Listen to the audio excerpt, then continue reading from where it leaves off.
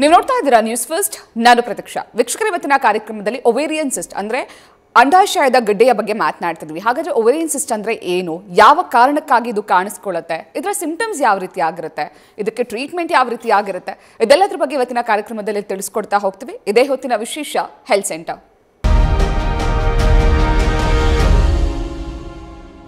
ವೀಕ್ಷಕರ, ಇವತ್ತಿನ ಕಾರ್ಯಕ್ರಮದಲ್ಲಿ ನಮ್ಮ ಜೊತೆಗೆ ಡಾಕ್ಟರ್ ಕಾಮಿನಿ ರಾವ್ ಹಾಸ್ಪಿಟಲ್ನ ಡೆಪ್ಯೂಟಿ ಡೈರೆಕ್ಟರ್ ಆಗಿರುವಂತಹ ಡಾಕ್ಟರ್ ಅನು ಕೊಟ್ಟೂರ್ ಅವರು ನಮ್ಮ ಜೊತೆ ಇದ್ದಾರೆ. ಬನ್ನಿ ಅವರ ಕಾರ್ಯಕ್ರಮಕ್ಕೆ ವೆಲ್ಕಮ್ ಮಾಡಿಕೊಂಡು ಕಾರ್ಯಕ್ರಮ ಶುರು ಮಾಡೋಣ. Doctor, welcome to the show. ನಮಸ್ಕಾರ ಮ್ಯಾಮ್. ನೀವು ಮೊನ್ನೆ ಕಾರ್ಯಕ್ರಮದಲ್ಲಿ ಹೇಳಿದ್ವಿ ಅಂದರೆ ಒವೇರಿಯನ್ ಸಿಸ್ಟ್ ಬಗ್ಗೆ ಮಾತಾಡಬೇಕು ಅಂತ. ಕೆಲವೊಂದು ಟಾಪಿಕ್ಗಳ ಬಗ್ಗೆ ನಾವು ಸರಿಯಾಗಿ ಇನ್ಫಾರ್ಮೇಷನ್ನೇ ಕೊಟ್ಟಿರಲ್ಲ, ಅಥವಾ ಕೆಲವೊಬ್ರಿಗೆ ಮಾಹಿತಿನೇ ಇರೋದಿಲ್ಲ. ಹಾಗಂದ್ರೆ ಏನು ಅಂತ ಸುಮ್ಮನೆ ಕೇಳಿರ್ತಾರೆ, ಯಾರಿಗೂ ಸಮಸ್ಯೆ ಆಗಿದ್ದಾಗ ಮಾತ್ರ ಕೇಳಿರ್ತಾರೆ. ಸೊ ಮೊದಲಿಗೆ ಒವೇರಿಯನ್ ಸಿಸ್ಟ್ ಅಂದರೆ ಏನು ಅಂತ ತಿಳಿಸ್ಕೊಡೋದಾದ್ರೆ. ಓಕೆ, ಓವೇರಿಯನ್ ಸಿಸ್ಟ್, ಓವ್ರಿ ಅಂದರೆ ಫಸ್ಟು ಅರ್ಥ ಮಾಡ್ಕೋಬೇಕು ನಾವು. ಅದು ಒಂದು ರೀಪ್ರೊಡಕ್ಟಿವ್ ಆರ್ಗನ್. ರೀಪ್ರೊಡಕ್ಟಿವ್ ಆರ್ಗನಲ್ಲಿ ಗರ್ಭಾಶಯ ಇರುತ್ತೆ, ಗರ್ಭನಾಳ ಇರುತ್ತೆ, ಅಂಡಾಶಯ ಇರುತ್ತೆ. ಅಂಡಾಶಯದಲ್ಲಿ ಅಂಡಾಣು ಉತ್ಪನ್ನ ಆಗುವಂತಹ ಒಂದು ಸಾಮರ್ಥ್ಯ ಪಡೆದಿದೆ ಅದು. ಸೊ ಈ ಓವರಿನಲ್ಲಿ ಆಗುವಂತಹ ಸಿಸ್ಟ್ ಅಂದರೆ ಒಂದು ನೀರಿನ ಚೀಲ ಅಂತ ಸಿಂಪಲಾಗಿ ಹೇಳಬೇಕು ಅಂತಂದರೆ. ಸೊ ಅದು ಯಾತಕ್ಕೆ ಬರುತ್ತೆ, ಯಾವಾಗ ಬರುತ್ತೆ, ಅದು ಹೇಳೋದು ತುಂಬ ಕಷ್ಟ. ಆಮೇಲೆ ಯಾವ ವಯಸ್ಸಿಗೆ ಬರ್ಬೋದು, ಯಾವತ್ತಿನವರೆಗೂ ಒಂದು ಹೆಣ್ಣಿಗೆ ಓವರಿ ಇರುತ್ತೋ ಯಾವಾಗಾದರೂ ಬರ್ಬೋದು. ಸೊ ಓವರಿನಲ್ಲಿ ತಾನು ಸಾಮಾನ್ಯವಾಗಿರೋ ಒಂದು ಆರ್ಕಿಟೆಕ್ಚರ್ ಆಗ್ಬೋದು, ಅಥವಾ ಅದರದ ಒಂದು ಗುಣ ಬಿಟ್ಬಿಟ್ಟು ಆ ಇದು ಅಂಡಾಶಯದಲ್ಲಿ ಒಳಗೆ ಆದ್ರೂ ನೀರು ತುಂಬ್ಕೋಬೋದು, ಅಥವಾ ಅಂಡಾಶಯದ ಹೊರಗಡೆ ಆದರೂ ನೀರು ತುಂಬ್ಕೋಬೋದು. ಇದು ನಾನಾ ಥರದ್ದು ಸಿಸ್ಟ್ಗಳಿದೆ, ಮುಂದೆ ಹೋಗ್ತಾ ಹೇಳ್ತೇನಂತೆ. ಸೊ ಸಾಮಾನ್ಯವಾಗಿ ನೀರು ತುಂಬ್ಕೊಳ್ಳೋದಕ್ಕೆ ನಾವು ಅಂಡಾಶಯದಲ್ಲಿ ಅದನ್ನು ಓವೇರಿಯನ್ ಸಿಸ್ಟ್ ಅಂತ ಕರಿತೇವೆ. ಇದಕ್ಕೆ ನಿರ್ದಿಷ್ಟ ಕಾರಣ ಇಲ್ವಾ? ಹಾಗಾದರೆ ಯಾವ ಕಾರಣದಿಂದ ಆಗಬಹುದು? ಸಾಮಾನ್ಯವಾಗಿ ಹೇಳಬೇಕಂದ್ರೆ ಇದು ಒಂದು ಹೆಣ್ಣು ಮೈನರ್ತ್ ಮೇಲೆ ಅವಳಿಗೆ ಋತುಚಕ್ರ ಆಗೋವರೆಗೂ ಸಾಮಾನ್ಯವಾಗಿ ಯಾವಾಗಾದರೂ ಇದು ಆಗ್ಬೋದು. ಇದಕ್ಕೆ ಕಾರಣ ಸಾಮಾನ್ಯವಾಗಿ ಹೇಳೋದು ತುಂಬ ಕಷ್ಟ, ಯಾತಕ್ಕೆ ಬರುತ್ತೆ ಅಂತ. ಬಟ್ ಬೇರೆ ಬೇರೆ ಥರ ಸಿಸ್ಟ್ ಯಾತಕ್ಕೆ ಬರುತ್ತೆ ಅಂತ ಹೇಳಕ್ಕೆ ಹೊರಟ್ರೆ ಅದಕ್ಕೆ ಕೆಲವು ಕಾರಣಗಳಿದೆ. ಸಾಮಾನ್ಯವಾಗಿ ಇದು ಮೆನ್ಸ್ಟ್ರಲ್ ಸೈಕಲಿಂದ ಬರುವಂತಹದ್ದೊಂದು. ಯಾಕಂದರೆ ಒಂದು ಸಲ ಅಂಡಾಶಯದಲ್ಲಿ ಅಂಡಾಣು ಉತ್ಪನ್ನ ಆಗಿ ಅದು ರಿಲೀಸ್ ಆದಮೇಲೆ ಗರ್ಭಧಾರಣೆ ಆಗ್ಬೋದು, ಆಗೋ ಸಂಭವ ಇದೆ ಅಂತ ಅಂದ್ಕೊಂಡಾಗ ಆವಾಗ ಕಾರ್ಪಸ್ ಲೂಟಿಯಮ್ ಸಿಸ್ಟ್ ಫಾರ್ಮ್ ಆಗುತ್ತೆ. ಸೊ ಅದು ಒಂದು ಕಾರಣ ಇರುತ್ತೆ. ಹಾಗಾದರೆ ಇದು ಸಿಂಪ್ಟಮ್ಸ್ ಯಾವ ರೀತಿ ಆಗಿರುತ್ತೆ? ಈಗ ನಿರ್ದಿಷ್ಟ ಕಾರಣ ಅಂತೂ ಇಲ್ಲ, ಬಟ್ ಈ ಸಿಂಪ್ಟಮ್ಸ್ ಯಾವ ರೀತಿ ಆಗಿರುತ್ತೆ, ಹೇಗೆ ಗೊತ್ತಾಗುತ್ತೆ ನಮಗೆ ಇದು? ಓಕೆ, ಸಾಮಾನ್ಯವಾಗಿ ಈ ಕಾರ್ಪಸ್ ಲೂಟಿಯಮ್ ಸಿಸ್ಟಿಂದ ಏನು ಸಿಂಪ್ಟಮ್ಸ್ ಏನಿರೋದಿಲ್ಲ.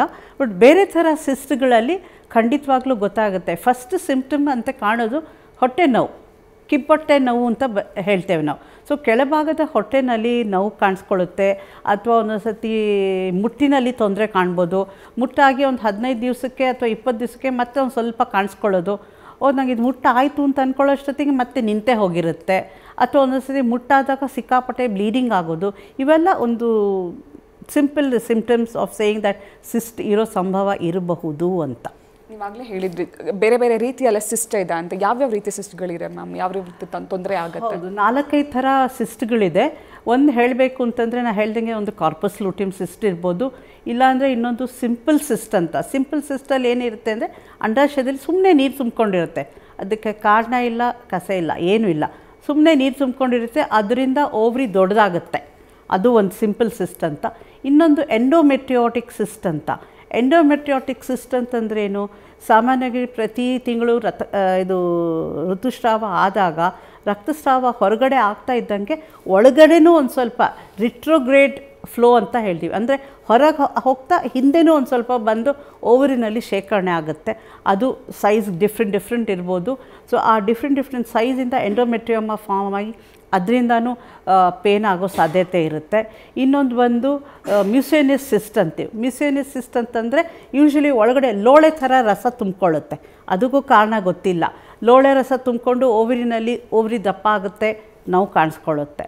ಇನ್ನೊಂದು ಬಂದು ಡರ್ಮಾಯ್ಡ್ ಸಿಸ್ಟ್ ಅಂತ ಹೇಳ್ತೀವಿ. ಡರ್ಮಾಯ್ಡ್ ಸಿಸ್ಟ್ ಅಂತ ಇದು ಸಾಮಾನ್ಯವಾಗಿ ಒಳಗಡೆ ಸಿಸ್ಟ್ ನಾವು ಆಪ್ರೇಷನ್ ಮಾಡಿ ನೋಡಿದಾಗ ಒಳಗಡೆ ಸಿಸ್ಟ್ ಒಳಗಡೆ ಡರ್ಮಾಯ್ಡಲ್ಲಿ ಕೂದಲು ಸೇರಿಕೊಂಡಿರುತ್ತೆ, ಬೋನ್ಸ್ ತುಂಡು ಸೇರಿಕೊಂಡಿರುತ್ತೆ, ಒಂದ್ಸಲಿ ಸಣ್ಣ ಹಲ್ ಥರ ಸೇರಿಕೊಂಡಿರುತ್ತೆ, ಕಕ್ಕ ಸೇರಿಕೊಂಡಿರುತ್ತೆ, ಏನು ಬೇಕಾದರೂ ಸೇರ್ಕೋಬೋದು ಆ ಡರ್ಮಾಯ್ಡ್ ಸಿಸ್ಟಲ್ಲಿ. ಸೊ ಇದು ನಾನಾ ಥರದ ಸಿಸ್ಟ್ಗಳು ನಾವು ನೋಡ್ತಾ ಇರೋದು. ಡಾಕ್ಟರ್ ಜಯಲಕ್ಷ್ಮಿ ಅಂತ ಬೆಂಗಳೂರಿಂದ ಕರೆ ಮಾಡಿದ್ದಾರೆ. ನಮಸ್ತೆ ಜಯಲಕ್ಷ್ಮಿ ಅವರೇ. ನಮಸ್ತೆ ಡಾಕ್ಟ್ರೆ. ನಮಸ್ಕಾರ ಜಯಲಕ್ಷ್ಮಿ, ಹೇಳಿ. ನನಗೆ ಮುಟ್ಟು ನಿಂತು ಅವಾಗೆ 1.5 ವರ್ಷ ಆಗೈತೆ. ಹಾಂ, ಅಂದ್ರೆ ನನಗೆ ಹೊಟ್ಟೆ ಒಂದ್ ಸ್ವಲ್ಪ ಭಾರ ಇದ್ದಂಗ ಆಗುತ್ತೆ. ಓಕೆ. ಒಂದ್ ಸ್ವಲ್ಪ. ನನ್ನ ಹೆಸರು ಜಯಲಕ್ಷ್ಮಿ ಅಂತ ಮೇಡಮ್. ಡಾಕ್ಟ್ರೆ ನಮಸ್ಕಾರ. ನಮಸ್ಕಾರ ಜಯಲಕ್ಷ್ಮಿ.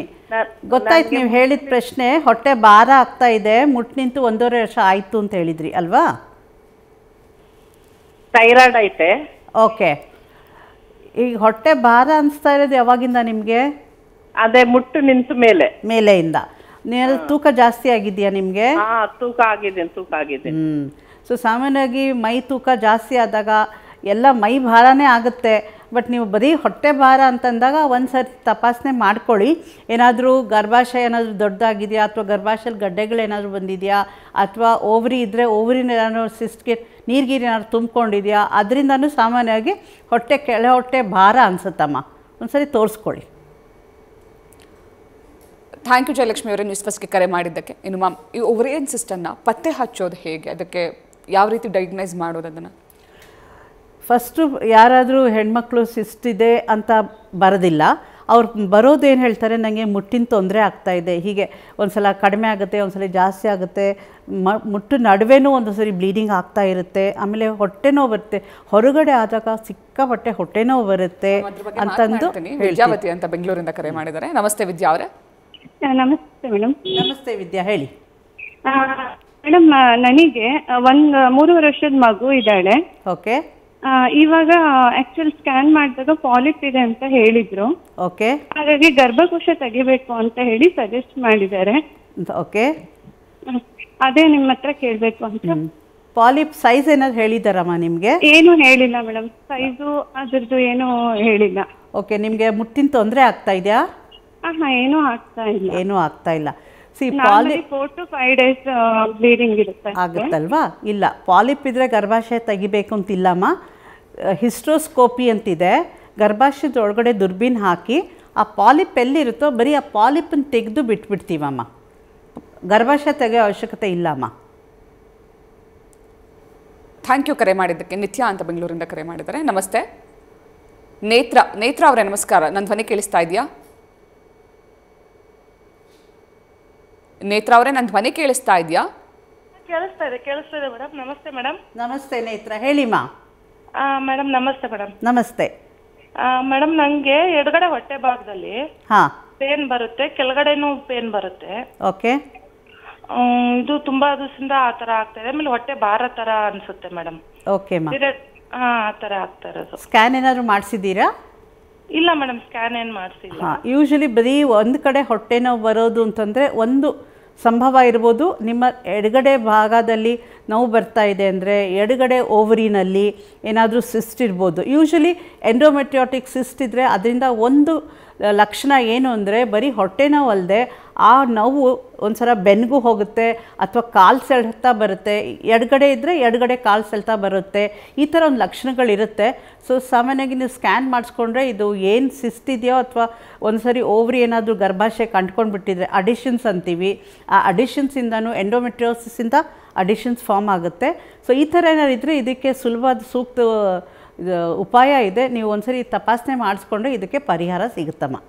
ಥ್ಯಾಂಕ್ ಯು ನ್ಯೂಸ್ ಫಸ್ಟ್ಗೆ ಕರೆ ಮಾಡಿದ್ದಕ್ಕೆ. ಹನುಮಂತು ಅಂತ ತಾವರೆಕೆರೆಯಿಂದ ಕರೆ ಮಾಡಿದ್ದಾರೆ. ನಮಸ್ತೆ ಸರ್. ಮೇಡಮ್ ಹನುಮಂತು ಅಂತ. ನಮಸ್ಕಾರ ಹನುಮಂತು ಅವರೇ, ಹೇಳಿ ಮೇಡಮ್. ಮೊನ್ನೆ ನಮ್ಮ ಮಿಸಸ್ ಬೀಡಿನೂ ಸ್ವಲ್ಪ ಇದಾಗ್ತಿತ್ತು. ಡಾಕ್ಟರ್ ಕರ್ಕೊಂಡು ತೋರಿಸ್ದೆ. ಹೇಳಿ. ಅವರು ಗರ್ಭಕೋಶದಲ್ಲಿ ಕ್ಯಾನ್ಸರ್ ಆಗಿದೆ ಅಂತ ಇದು ಮಾಡಿದ್ರು. ಗರ್ಭಕೋಶ ತೆಗೆದ್ಬಿಟ್ಟು ಆಪರೇಷನ್ ಮಾಡಿದ್ದಾರೆ ಮೇಡಮ್. ಹೇಳಿ ಮುಂದೆ. ಆಪರೇಷನ್ ಮಾಡ್ಬಿಟ್ಟು ತಿರ್ಗಾ ಏನಾಗಿದೆ ಅಂತಂದ್ರೆ ಅಂಡಕೋಶದಲ್ಲಿ ಕ್ಯಾನ್ಸರ್ ಇದೆ ಅಂದ್ಬಿಟ್ಟು ಇದು ಮಾಡಿದ್ರು.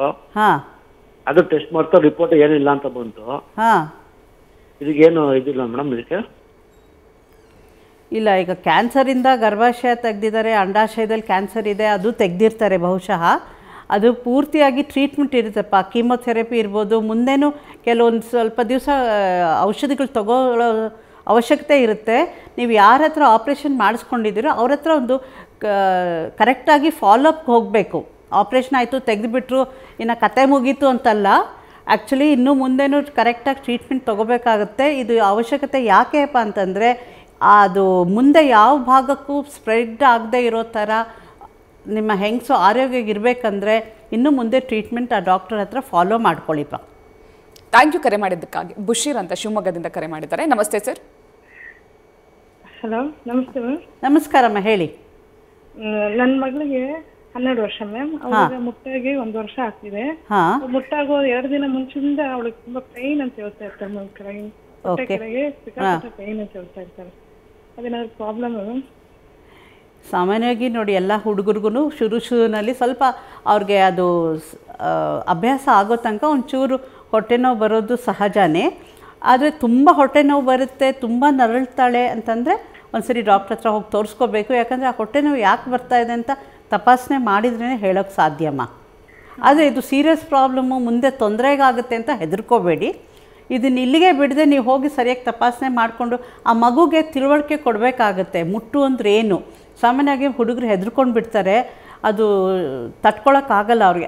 ಅವ್ರಿಗೆ ಸರಿಯಾದ ಒಂದು ಮಾಹಿತಿ ಕೊಟ್ಟಾಗ, ಅವ್ರಿಗೆ ತಿಳುವಳಿಕೆ ಕೊಟ್ಟಾಗ ಅದು ಸರಿ ಹೋಗುತ್ತೆ ಅನಿಸುತ್ತೆ ನನ್ನ ಪ್ರಕಾರ. ಥ್ಯಾಂಕ್ ಯು ಕರೆ ಮಾಡಿದ್ದಕ್ಕಾಗಿ. ಮ್ಯಾಮ್, ನೀವು ಹೇಳ್ತಾ ಇದ್ರು ಓವೇರಿಯನ್ ಸಿಸ್ಟ್ನ ಹೇಗೆ ಪತ್ತೆ ಹಚ್ಚೋದು ಅನ್ನೋದ್ರ ಬಗ್ಗೆ ಹೇಳ್ತಾ ಇದ್ರು. ಅದೇ ನಾನು ಲಕ್ಷಣಗಳು ಹೇಳ್ತಾ ಇದ್ದೆ. ಓವೇರಿಯನ್ ಸಿಸ್ಟ್ ಅಂದರೆ ಸಾಮಾನ್ಯವಾಗಿ ಹೊಟ್ಟೆ ನೋವು ಬರ್ಬೋದು, ಕಿಬ್ಬೊಟ್ಟೆ ನೋವು ಬರ್ಬೋದು, ಅಥವಾ ಇದು ಋತುಚಕ್ರದಲ್ಲಿ ಏರ್ಪೇರ್ ಆಗ್ಬೋದು. ಸೊ ಆ ಥರ ಆದಾಗ ಪದೇ ಪದೇ ನೋವು ಬರೋದು, ಅಥವಾ ಸುಮ್ಮನೆ ಹೊಟ್ಟೆ ನೋವು ಬರೋದು, ಹೊಟ್ಟೆ ಬ್ಲೋಟೆಡ್, ಹೊಟ್ಟೆ ಉಬ್ಕೊಂಡಾಗಿದೆ ನಂಗೆ ಫೀಲಿಂಗ್ ಅಂತ ಅನಿಸೋದು, ಆ ಥರ ಸಂಭವ ಇದ್ದಾಗ ಡಾಕ್ಟರ್ ಹತ್ರ ಹೋದಾಗ ಅವರು ಫಸ್ಟ್ ನೋಡಿ ತಪಾಸಣೆ ಮಾಡಿದಾಗ scanning is the first tool. Scan ಮಾಡಿದಾಗ ಗೊತ್ತಾಗ್ಬಿಡುತ್ತೆ ಸಿಸ್ಟ್ ಎಲ್ಲಿದೆ, ಯಾವ ಓವರಿಯಲ್ಲಿದೆ ಅಂತ. ಆಮೇಲೆ ಸ್ಕ್ಯಾನಿಂಗ್ ಮೂಲಕನೇ ನಾವು ಕಂಡುಹಿಡ್ಕೋಬೋದು ಯಾವ ಥರ ಸಿಸ್ಟ್ ಅದು. ಅದೇನು ಸಿಂಪಲ್ ಸಿಸ್ಟಾ, ಅಥವಾ ಎಂಡೋಮೆಟ್ರಿಯಾಟಿಕ್ ಸಿಸ್ಟಾ, ಅಥವಾ ಡರ್ಮಾಯ್ಡ್ ಸಿಸ್ಟಾ, ಮತ್ತು ಆ ಸೈಜ್ ಎಷ್ಟು ಅಂತಲೂ ನಾವು ಮೆಷರ್ ಮಾಡಿ ಕಂಡುಹಿಡ್ಕೋತೀವಿ. ಸೊ ಆ ಸಿಸ್ಟಿನ ಸೈಜ್ ಪ್ರಕಾರ ಅದಕ್ಕೆ ಪರಿಹಾರ ಕೊಡ್ತೇವೆ ನಾವು. ಓಕೆ, PCOS ಹಾಗೂ ಓವೇರಿಯನ್ ಸಿಸ್ಟ್ ಎರಡಕ್ಕೂ ಇರುವಂತಹ ಡಿಫ್ರೆನ್ಸ್ ಏನು ಮ್ಯಾಮ್? ಹೌದು, ತುಂಬ ಜನ ಕನ್ಫ್ಯೂಸ್ ಮಾಡ್ಕೋತಾರೆ. PCOS ಮತ್ತು ಓವೇರಿಯನ್ ಸಿಸ್ಟ್ ಎರಡೂ ಒಂದೇ ಅಂತ. ಆದರೆ ಎರಡೂ ಬೇರೆ ಬೇರೆ. ಓವೇರಿಯನ್ ಸಿಸ್ಟ್ ಅಂತಂದರೆ ಒಂದೇ ಓವರಿನಲ್ಲಿ ಅಥವಾ ಎರಡೂ ಓವರಿನಲ್ಲಿ ದೊಡ್ಡದು ಸೈಜೇ ಡಿಫರ್ ಆಗುತ್ತೆ. ಓವೇರಿಯನ್ ಸಿಸ್ಟ್ ಬಹುಶಃ ಇದು ಮೆಜರ್ಮೆಂಟ್ ಎಷ್ಟಿರುತ್ತೆ ಅಂತಂದರೆ 2 to 3 to 10 ಸೆಂಟಿಮೀಟರ್ಸ್ವರೆಗೂ ಹೋಗ್ಬೋದು ಒಂದು ಸಿಸ್ಟಿನ ಮೆಜರ್ಮೆಂಟು. ಆದರೆ ಪಾಲಿಸಿಸ್ಟಿಕ್ ಓವರೀಸ್ನಲ್ಲಿ ಏನಾಗುತ್ತೆ, ಓವರಿನಲ್ಲಿ ಸುತ್ತಲೂ ಚಿಕ್ಕದು ನೀರಿನ ಗುಳ್ಳೆಗಳಿರುತ್ತೆ. ಸೊ ಆ್ಯಕ್ಚುಲಿ ಅದು ನೀರಿನ ಗುಳ್ಳೆ ಅಂತ ಹೇಳಬಾರ್ದು, ನಾವು ಮಲ್ಟಿಪಲ್ ಫಾಲಿಕಲ್ಸ್ ಅಂತ ಹೇಳ್ತೀವಿ. ಫಾಲಿಕಲ್ಸ್ ಅಂದರೆ ಅರ್ಥ ಏನು? ಫಾಲಿಕಲಲ್ಲಿ ಅಂಡಾಣು ಬೆಳೆದು ಉತ್ಪನ್ನ ಆಗಿ ಬಿಡುಗಡೆ ಆಗುವಂಥದ್ದು ಫಾಲಿಕಲ್. ಆದರೆ ಸಿಸ್ಟಲ್ಲಿ ಬರೀ ನೀರು ಅಥವಾ ರಕ್ತ ಅಥವಾ ಇದು ಒಂಥರ ಲೋಳೆ ರಸ ಅಥವಾ ಕಸರು ತುಂಬಿಕೊಂಡಿರೋದಕ್ಕೆ ಸಿಸ್ಟ್ ಅಂತೀವಿ. ಸೊ ಪಾಲಿಸಿಸ್ಟಿಕ್ ಓವರೀಸ್ ಬೇರೆ, ಓವೇರಿಯನ್ ಸಿಸ್ಟ್ ಬೇರೆಮ್ಮ. ಓಕೆ, ಈ ಓವೇರಿಯನ್ ಸಿಸ್ಟ್ ಆದಾಗ ಅದಕ್ಕೆ ಟ್ರೀಟ್ಮೆಂಟ್ ಯಾವ ರೀತಿ ಆಗಿರುತ್ತೆ, ಅಥವಾ ಅದಕ್ಕೆ ಕರ್ಗ್ ಏನಾದರೂ ಹೋಗುವಂಥ ಚಾನ್ಸಸ್ ಏನಾದರೂ ಇದೆಯಾ? ಸಾಮಾನ್ಯವಾಗಿ ಸಿಂಪಲ್ ಸಿಸ್ಟು ಯಾವಾಗ ಬರುತ್ತೆ ಯಾವಾಗ ಹೋಗುತ್ತೆ ಒಂದ್ಸರಿ ಗೊತ್ತೇ ಆಗೋದಿಲ್ಲ. ಯಾಕಂದರೆ ಎಲ್ಲ ಸಿಸ್ಟಿಂದನೂ ನೋವು ಬರುತ್ತೆ ಅಂತ ನಾವು ಅನ್ಕೋಬಾರ್ದು. ಸಾಮಾನ್ಯವಾಗಿ ನೋವು ಕೊಡೋಂಥ ಸಿಸ್ಟ್ಗಳನ್ನ ಹೇಳ್ದಂಗೆ ಒಂದು ಡರ್ಮಾಯ್ಡ್ ಸಿಸ್ಟ್ ಇರ್ಬೋದು, ಅಥವಾ ಎಂಡೋಮೆಟ್ರಿಯಾಟಿಕ್ ಸಿಸ್ಟ್ ಇರ್ಬೋದು, ಅಥವಾ ಮ್ಯೂಸೇನಿಯಸ್ ಸಿಸ್ಟು ಒಂದೊಂದು ಸರಿ ತುಂಬ ನೋವು ಕೊಡುತ್ತೆ. ಸೊ ಈ ಥರ ನೋವು ಕೊಟ್ಟಾಗ ಡಾಕ್ಟರ್ ಹತ್ರ ಹೋದಾಗ ಸಿಂಪಲ್ ಸಿಸ್ಟ್ಗೆ ನಾವು ಔಷಧಿ ಕೊಡ್ತೇವೆ, ಟ್ಯಾಬ್ಲೆಟಲ್ಲೇ ಅದು ಕರ್ಗೆ ಹೋಗುತ್ತೆ. ಎಂಡೋಮೆಟ್ರಿಯಾಟಿಕ್ ಸಿಸ್ಟ್ ಮತ್ತು ಡರ್ಮಾಯ್ಡ್ ಸಿಸ್ಟ್ ಅನ್ನೋದನ್ನು ನಾವು ಮೆಡಿಸಿನ್ಸಲ್ಲಿ ಕರಗಿಸೋದು ಸ್ವಲ್ಪ ಕಷ್ಟವೇ. ಏನೋ endometriotic cyst if it is less then 2 centimetres ಎಲ್ಲೋ ಚಿಕ್ಕದಿದೆ ಅಂದರೆ ಅದನ್ನು ಮಾತ್ರೆನಲ್ಲಿ ಅಥವಾ ಇಂಜೆಕ್ಷನಲ್ಲಿ ಗುಣಪಡಿಸ್ಬೋದು. ಬಟ್ 3 ಸೆಂಟಿಮೀಟರ್ ಅಥವಾ 4-5 ಸೆಂಟಿಮೀಟರ್ಗಿಂತ ಜಾಸ್ತಿ ಇದ್ದಿದ್ದಲ್ಲಿ ಲ್ಯಾಪ್ರೋಸ್ಕೋಪಿ ಮೂಲಕ, ಅಂದರೆ ದುರ್ಬೀನ್ ಟೆಸ್ಟ್ ಮೂಲಕ, ಪಿನ್ ಹೋಲ್ ಸರ್ಜರಿ ಮೂಲಕ ಆ ಓವೇರಿಯನ್ ಸಿಸ್ಟನ್ನ ನಾವು ತೆಗಿತೇವೆ. ಅದರಿಂದ ಗುಣ ಆಗೋ ಸಾಧ್ಯತೆ ತುಂಬ ಚೆನ್ನಾಗಿದೆ. ಎಸ್ ಡಾಕ್ಟರ್, ನಿಮ್ಮ ಹತ್ರ ಮತ್ತಷ್ಟು ಮಾತನಾಡ್ತೀನಿ. ವೀಕ್ಷಕರ, ನಿಮಗೂ ಕೂಡ ಏನಾದರೂ ಓವೇರಿಯನ್ ಸಿಸ್ಟ್ ಸಮಸ್ಯೆಗಳಿದ್ದಲ್ಲಿ ಅಥವಾ ಅದಕ್ಕೆ ಸಂಬಂಧಪಟ್ಟಂತಹ ಯಾವುದೇ ಸಮಸ್ಯೆಗಳಿದ್ದಲ್ಲಿ ನೀವು ಕೂಡ ಕಾರ್ಯಕ್ರಮಕ್ಕೆ ಕರೆ ಮಾಡಿ ಡಾಕ್ಟರ್ ಜೊತೆಗೆ ಮಾತನಾಡ್ಬೋದು. ಹೆಲ್ತ್ ಸೆಂಟರ್ ಮುಂದುವರಿಯುತ್ತೆ ಬ್ರೇಕ್ ಆದಮೇಲೆ. ಬ್ರೇಕ್ ಆದಮೇಲೆ ಹೆಲ್ತ್ ಸೆಂಟರ್ ನೇರ ಪ್ರಸಾರ ಕಾರ್ಯಕ್ರಮಕ್ಕೆ ಸ್ವಾಗತ. ಮೌಲಾದಿ ಅಂತ ಹೊಸಪೇಟೆಯಿಂದ ಕರೆ ಮಾಡಿದ್ದಾರೆ. ನಮಸ್ತೆ. ನಮಸ್ಕಾರ, ಹೇಳಿಮ್ಮ. ಈಗ ತಿಂಗಳು ಆಗಂಗಿಲ್ಲ ಸರ್ ಮೇಡಮ್, ನಾವು ಈಗ 1 ವರ್ಷದ ಮ್ಯಾಗತ್ತು ಸರ್ ಮೇಡಮ್. ಅದಕ್ಕೆ ಏನು ಮಾಡಬೇಕು ಮೇಡಮ್? ತಿಂಗಳ ಆಗದೆ 1 ವರ್ಷ ಆಯಿತು. ನಿಮ್ಮ ವಯಸ್ಸು ಎಷ್ಟಮ್ಮ? ನನಗೆ 24 ಅದ ಸರ್ ಮೇಡಮ್. 24? 34 ಅದ ಮೇಡಮ್. 34. ನೋಡಮ್ಮ, ಇದು 2 ಥರದ್ದು ಇರ್ಬೋದು. ಒಂದು ನಿಮ್ಮ ಅಂಡಾಶಯದಲ್ಲಿ ಅಂಡಾಣು ಉತ್ಪನ್ನ ಆಗುವಂಥ ಸಾಮರ್ಥ್ಯ ಕ್ಷೀಣವಾಗ್ತಾ ಇದ್ದು ಅದಕ್ಕೆ ಪುವರ್ ಓವೇರಿಯನ್ ರಿಸರ್ವ್ ಅಂತೀವಿ, ಅದೊಂದು ಕಾರಣ ಇರ್ಬೋದು. ಇಲ್ಲ ಹಾರ್ಮೋನ್ಸ್ ಏರ್ಪೇರ್ ಆಗಿರ್ಬೋದು. ಇದೆರಡು ಲಕ್ಷಣಗಳಿಂದ ನಿಮಗೆ ಏರ್ಪೇರ್ ಆಗ್ತಾ ಇದೆ. ಇದು ಅಷ್ಟೇ, ನೀವು ತೋರಿಸ್ಕೊಂಡ್ರೆ ಇದಕ್ಕೆ ಪರಿಹಾರ ಸಿಗುತ್ತಮ್ಮ.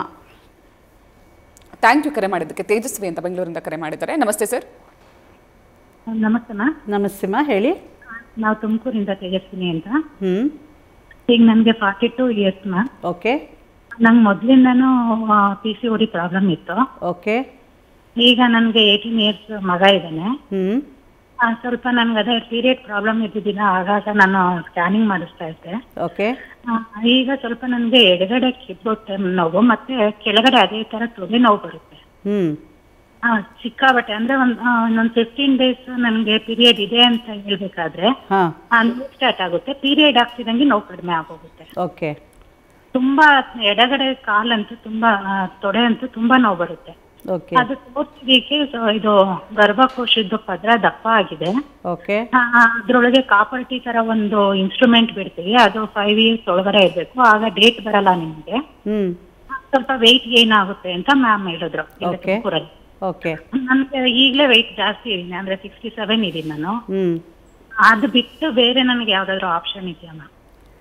ಎಷ್ಟು ಗರ್ಭಾಶಯದ ಪದ್ರ ಎಷ್ಟು ದಪ್ಪ ಇದೆ ಅಂತ ಹೇಳಿದಾರಮ್ಮ ನಿಮ್ಗೆ? ಮ್ಯಾಮ್ 1 ಸೆಂಟಿಮೀಟರ್ ದಪ್ಪ ಇದೆ, ಮತ್ತೆ 1 ಸಿಸ್ಟ್ ಇದೆಯಂತೆ. ಅದು ಅಂದ್ರೆ ಸ್ವಲ್ಪ ಚಿಕ್ಕದಿದೆ, ಅದೇನ್ ತೆಗಿಯೋ ಅವಶ್ಯಕತೆ ಇಲ್ಲ ಈಗ. ಓಕೆ ಅಂತ ಹೇಳಿದ್ರು. ಓಕೆ. MRI ಕೂಡ ಮಾಡ್ತಿದ್ದೀನಿ ನಾನು. ಓಕೆ. ಪ್ಯಾಪ್ ಸ್ಮಿಯರ್ ಮಾಡಿದ್ದಾರಮ್ಮ? ಅಮ್ಮ, ಪ್ಯಾಪ್ ಸ್ಮಿಯರ್ ಅಂತ ಗರ್ಭಾಶಯದ ಬಾಯಿಂದ ಒಂದು ಸ್ಮಿಯರ್ ತಗೊಳ್ತಾರೆ. ಇಲ್ಲ ಮ್ಯಾಮ್, ಅದು ಮಾಡಿಲ್ಲ. ಅದು ಮಾಡಿಸ್ಬೇಕಮ್ಮ. ಯಾಕಂದರೆ ಈಗ ಒಂದು ಅದು ಟೆಸ್ಟ್ ಮಾಡಿ ಅದು ನಾರ್ಮಲ್ ಇತ್ತು ಅಂತಂದರೆ ಗರ್ಭಾಶಯದ ಒಳಪದ್ರು ಯಾಕೆ ದಪ್ಪ ಆಗ್ತಾ ಇದೆ ಅದು ಕಾರಣ ತಿಳ್ಕೊಬೇಕು. ಹೌದಾ? ಸೊ ಅದು ತಿಳ್ಕೊಬೇಕಂದ್ರೆ ಒಂದು DNC ಮಾಡಿ ಅದೊಂದು ಟಿಶ್ಯೂನ ಟೆಸ್ಟಿಂಗಿಗೆ ಕಳಿಸ್ತಾರೆ.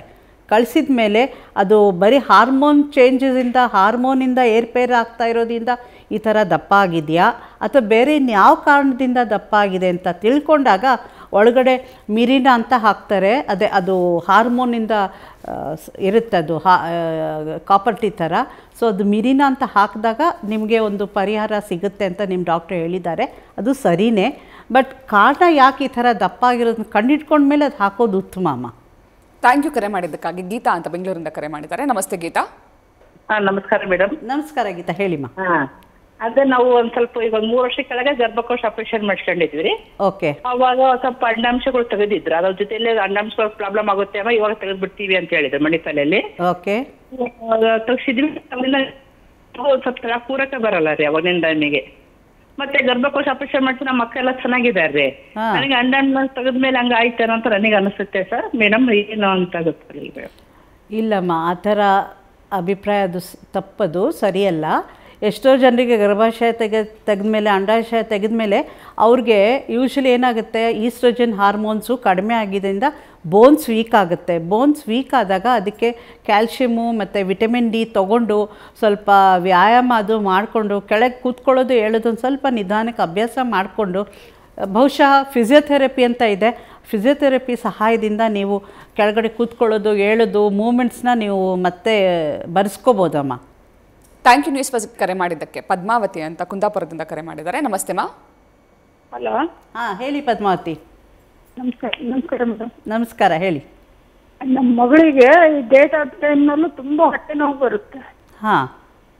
ಅವಳಿಗೆ 37 ವರ್ಷ. ಅದು ಡೇಟ್ ಆಫ್ ಟೈಮ್ನಲ್ಲಿ 2 ದಿವಸ ಮಲ್ಕೊಂಡು ಹೇಳುದೇ ಇಲ್ಲ, ಅಷ್ಟು ಹೊಟ್ಟೆ ನೋವು ಬರುತ್ತೆ. 37 ವಯಸ್ಸು ಅವ್ರಿಗೆ? 37. ಮಕ್ಕಳಾಗಿದ್ದಾರಾ? ಹೌದು, ಒಂದು ಮಗ ಇದ್ದಾನೆ. ಮಗ ಇದ್ದಾನಲ್ಲ. ಅದೇ ಇದು ಸಾಮಾನ್ಯವಾಗಿ ಹೊರಗಡೆ ಆದಾಗ ತುಂಬ ಹೊಟ್ಟೆ ನೋವು ಬರೋದಕ್ಕೆ ಕಾರಣ ಒಂದು ನಾವು ನೋಡ್ತಾ ಇರೋಂಗೆ ತುಂಬ ಇರೋದು ಎಂಡೋಮೆಟ್ರಿಯೋಸಿಸ್ ಅಮ್ಮ. ಎಂಡೋಮೆಟ್ರಿಯೋಸಿಸ್ ಅಂದರೆ ಅಂಡಾಶಯದಲ್ಲಿ ಎಂಡೋಮೆಟ್ರಿಯೋಟಿಕ್ ಸಿಸ್ಟೇ ಕಾಣಿಸ್ಬೇಕು ಅಂತಿಲ್ಲ.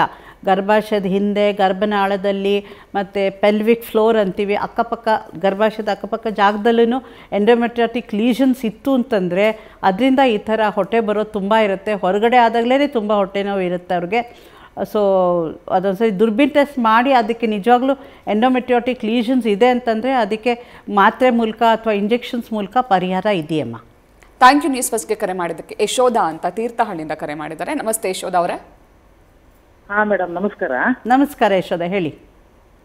ಅದೇ ಮಗಳಿಗೆ ಇದು ತಿಂಗಳು ರಜಾ ಆದ ತಕ್ಷಣ ಅವಳಿಗೆ ಹೊಟ್ಟೆ ನೋವು ಬರುತ್ತೆ ಸ್ವಲ್ಪ, ಆಮೇಲೆ 2 ಕಾಲೇ ಬಲ ಇಲ್ದಂಗ ಆಗುತ್ತೆ. ಈಗೊಂದು 4-5 ತಿಂಗಳಿಂದ ಆತರ ಆಗ್ತದೆ. ಒಂದೊಂದ್ಸಲ ಆತರ ಆಗುತ್ತೆ, ಒಂದೊಂದ್ಸಲ ಒಂಥರ ವಾಂತಿ ಬಂದಂಗಾಗಿ ತೆತ್ತಿ ಬೀಳೋದೆಲ್ಲ ಆಗ್ತಾ ಇತ್ತು. ಈಗ ಅದ್ರಲ್ಲಿ ಕಡಿಮೆ ಆಗಿದೆ, ತೋರಿಸಿದ್ವಿ ನಾವು.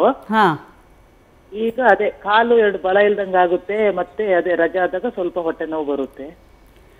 ಸಾಮಾನ್ಯವಾಗಿ ಹೊರಗಡೆ ಆದಾಗ ಹೊಟ್ಟೆ ನೋವು ಬರೋದು ಒಂದು ಹಾರ್ಮೋನ್ಸ್ ಪ್ರಾಬ್ಲಮಿಂದನೂ ಇರ್ಬೋದು, ಇಷ್ಟ ನಿಶಕ್ತಿ ಆಗೋದು, ಮತ್ತು ಇನ್ನೊಂದು ವೀಕ್ನೆಸ್ಸಿಂದನೂ ಆಗ್ಬೋದು, ಅಥವಾ ಇನ್ನೊಂದು ಎಂಡೋಮೆಟ್ರಿಟಿಕ್ ಲೀಷನ್ಸಿಂದನೂ ಆಗ್ಬೋದಮ್ಮ. ಸೊ ಅದನ್ನು ಸರಿಯಾಗಿ ತಪಾಸಣೆ ಮಾಡಿದರೆ ಅದಕ್ಕೆ ಸರಿಯಾದ ಪರಿಹಾರ ಕೊಡೋದಕ್ಕೆ ಸಾಧ್ಯ ಇದೆ ಅಮ್ಮ. ಥ್ಯಾಂಕ್ ಯು ನ್ಯೂಸ್ ಫಸ್ಟ್ಗೆ ಕರೆ ಮಾಡಿದ್ದಕ್ಕೆ. ಶ್ರೀನಿವಾಸ್ ಅಂತ ಮುಳಬಾಗಿಲಿಂದ ಕರೆ ಮಾಡಿದ್ದಾರೆ. ನಮಸ್ತೆ ಸರ್. ಮೇಡಮ್ ನಮಸ್ತೆ. ನಮಸ್ಕಾರ, ಹೇಳಿ ಶ್ರೀನಿವಾಸ್. ಮೇಡಮ್ ನಮ್ಮ ಮಿಸ್ಸಸ್ 7 ಮಂತಲ್ಲಿ ಡೆಲಿವರಿ ಆಯಿತು. ಓಕೆ. ಮಗು ಡೆತ್ ಆಯಿತು. ಮತ್ತೆ ಇವಾಗ ನೆಕ್ಸ್ಟ್ ಪ್ಲಾನ್ ಎಷ್ಟು ತಿಂಗಳು ಬಿಟ್ಟು ಮಾಡ್ಕೊಂಡ್ರೆ ಒಳ್ಳೇದು ಮೇಡಮ್? ಮಗು ಡೆಲಿವರಿ ನಾರ್ಮಲ್ ಡೆಲಿವರಿ ಆಯಿತಾ, ಸಿಸರಿನ್ ಮಾಡಿ ತೆಗೆದ್ರಾ? Normal madam. ನಾರ್ಮಲ್ ಆಯ್ತಲ್ವಾ? ಆಯಿತು, ಒಂದು 3-4 ತಿಂಗಳು ಒಂದು ಸ್ವಲ್ಪ ರೆಸ್ಟ್ ತೊಗೊಳ್ಳಿ, ಮತ್ತೆ ಟ್ರೈ ಮಾಡ್ಬೋದು. ಬಟ್ ಟ್ರೈ ಮಾಡೋಕ್ಕೆ ಮುಂಚೆ 7 ತಿಂಗಳಲ್ಲಿ ಮಗು ಹುಟ್ಟೋದಕ್ಕೆ ಏನಾದರೂ ಕಾರಣ ಇತ್ತಾ ಅಂತ ಅದೊಂದು ತಿಳ್ಕೊಬೇಕಾಗತ್ತೆ. ಯಾಕಂದರೆ ನಿಮಗೆ ನೆಕ್ಸ್ಟು ಪ್ರೆಗ್ನೆನ್ಸಿ ಆದಾಗ ಕೈಗೆ ಮಗು ಸಿಗಬೇಕು. ಸೊ ಅದಕ್ಕೆ ಏನೇನು ಪ್ರಿಕಾಷನ್ಸ್ ತೊಗೋಬೇಕು, ಜಾಗೃತವಾಗಿರಬೇಕು, ಅದನ್ನು ನೀವು ತಿಳ್ಕೊಂಡು ಆಮೇಲೆ ಪ್ಲ್ಯಾನ್ ಮಾಡಿ. ಆಮೇಲೆ ಆಕೆಗೆ ಒಂದು ಸ್ವಲ್ಪ ರೆಸ್ಟ್ ಕೊಡಿ, ಒಂದು 5-6 ತಿಂಗಳು, ಆಮೇಲೆ ಟ್ರೈ ಮಾಡಿ sir. Thank you sir news ಫಸ್ಟ್ಗೆ ಕರೆ ಮಾಡಿದ್ದಕ್ಕೆ. ಮ್ಯಾಮ್, ಓವರಿಯನ್ ಸಿಸ್ಟ್ ಬಗ್ಗೆ ಮಾತಾಡ್ತಾ ಇದ್ವಿ. ಕಾಂಪ್ಲಿಕೇಶನ್ಸ್ ಏನೆಲ್ಲ ಆಗಬಹುದು ಮ್ಯಾಮ್ ಸರಿಯಾಗಿ ಟ್ರೀಟ್ಮೆಂಟ್ ತೊಗೊಳ್ಳಿಲ್ಲ ಅಂದರೆ? ಕಾಂಪ್ಲಿಕೇಶನ್ಸ್ ಅನ್ನೋದಕ್ಕೆ ಹಾಗೇ ಆಗುತ್ತೆ ಕಾಂಪ್ಲಿಕೇಶನ್ಸ್ ಅಂತ ಹೆದರ್ಕೋಬಾರ್ದು ನಾವು. ಈಗ ಓವೇರಿಯನ್ ಸಿಸ್ಟ್ ನಾನು ಹೇಳ್ದಂಗೆ ಸೈಜ್ ಮೇಲೆ ಡಿಪೆಂಡ್ ಆಗುತ್ತೆ. ಯೂಶಲಿ ಕವಿತಾ ಅಂತ ಚಿತ್ರದುರ್ಗದಿಂದ ಕರೆ ಮಾಡಿದ್ದಾರೆ. ನಮಸ್ತೆ ಕವಿತಾ ಅವರೇ. ಮೇಡಮ್ ಅವರೇ, ಮತ್ತೆ ಈಗ ವರ್ಷದ ಮೇಲೆ 3 ತಿಂಗಳಾಗಿದೆ ಗರ್ಭಕೋಶದ ಆಪರೇಷನ್ ಆಗಿ. ಮತ್ತೆ ಏನಾದ್ರು ತೊಂದರೆ ಆಗುತ್ತಾ? ಮತ್ತೊಂದ್ಸರಿ ನಾವು ಚೆಕ್ ಮಾಡಿಸ್ಬೋದಾ? ಗರ್ಭಾಶಯ ಮಾತ್ರ ತೆಗೆದಿದ್ದಾರೇನಾ ಅಥವಾ ಗರ್ಭಾಶಯ ಅಂಡಾಶಯ ಪೂರ್ತಿ ಒಳಗಡೆದೆಲ್ಲ ತೆಗೆದುಬಿಟ್ಟಿದ್ದಾರಮ್ಮ? ಒಳಗಿಂದೆಲ್ಲ ತೆಗೆದು ಬಿಟ್ಟಿದ್ದಾರೆ. ತೆಗೆದುಬಿಟ್ಟಿದ್ದಾರಲ್ಲ. ಸೊ ಸಾಮಾನ್ಯವಾಗಿ ಇದಕ್ಕೆ ನೀವು ಏನಾದ್ರು ತೊಂದರೆ ಆದರೆ ಡಾಕ್ಟ್ರ್ ಹತ್ರ ಹೋಗಬೇಕು ಅಂತ ಅಂದ್ಕೋಬೇಡಿ. ತೆಗೆದು ಒಂದು 3 ತಿಂಗಳಿಗೆ ಒಂದ್ಸರಿ ಆದರೂ ಒಂದ್ಸರಿ ಡಾಕ್ಟ್ರ್ ಹತ್ರ ಹೋಗಿ ಚೆಕಪ್ ಮಾಡ್ಕೊಳ್ಳಿ. ಅದಕ್ಕಿಂತ ಮುಖ್ಯವಾಗಿ ವಿಷಯ ಅಂತಂದರೆ, ನೀವು ಈಗ ಗರ್ಭಾಶಯ ಅಂಡಾಶಯ ತೆಗೆದಿರೋದ್ರಿಂದ ನೀವು ಆ್ಯಕ್ಟಿವ್ ಆಗಿರಬೇಕು. ಅಯ್ಯೋ ನಂಗೆ ಆಪ್ರೇಷನ್ ಆಗಿದೆ, ನನ್ನ ಕೈಲಾಗಲ್ಲ ಅಂತ ಕೂತ್ಕೊಂಡೇ ಇದ್ದರೆ ಅದರಿಂದ ನಿಮ್ಗೆ ತೊಂದರೆ ಆಗೋ ಸಾಧ್ಯತೆ ಇರುತ್ತೆ. ಬಟ್ ಎಷ್ಟು ಆ್ಯಕ್ಟಿವ್ ಆಗಿರ್ತೀರೋ, ಎಷ್ಟು ಮಿತವಾದ ಆಹಾರನ ಸೇವನೆ ಮಾಡ್ತಿರೋ, ಹೆಚ್ಚಾಗಿ ತರಕಾರಿ ತೊಗೊಳ್ಳೋದು, ಹೆಚ್ಚಾಗಿ ನೀರು ಕುಡಿಯೋದು ತುಂಬ ಮುಖ್ಯ. ಈ ಥರ ಇದ್ದರೆ ನಿಮ್ಗೆ ಯಾವ ತೊಂದರೆನೂ ಆಗೋದಿಲ್ಲ and you can have a healthy life ಮಾ. ಥ್ಯಾಂಕ್ ಯು ನ್ಯೂಸ್ ಫಸ್ಟ್ಗೆ ಕರೆ ಮಾಡಿದ್ದಕ್ಕಾಗಿ. ಮ್ಯಾಮ್, ಓವೇರಿಯನ್ ಸಿಸ್ಟ್ ಬಗ್ಗೆ ಸಾಕಷ್ಟು ಇನ್ಫಾರ್ಮೇಷನ್ ಕೊಟ್ರಿ. ಬಟ್ ಇನ್ನೂ ಮಾತಾಡೋಷ್ಟು ತುಂಬ ಇದೆ. ಕಾಂಪ್ಲಿಕೇಶನ್ಸ್ ಬಗ್ಗೆ ಮಾತಾಡಬೇಕಿತ್ತು, ಅದರಿಂದ ಟ್ರೀಟ್ಮೆಂಟ್ಸ್ಗಳ ಬಗ್ಗೆ ಮಾತಾಡಬೇಕಿತ್ತು, ಬಟ್ ಟೈಮ್ ಆಗೋಯಿತು. ಹಾಗಾಗಿ ಮತ್ತೆ ಮಾತಾಡೋಣ. Thank you so much ma'am, ಕಾರ್ಯಕ್ರಮಕ್ಕೆ ಬಂದು ಸಾಕಷ್ಟು ಇನ್ಫಾರ್ಮೇಷನ್ ಕೊಟ್ಟಿದ್ದಕ್ಕೆ.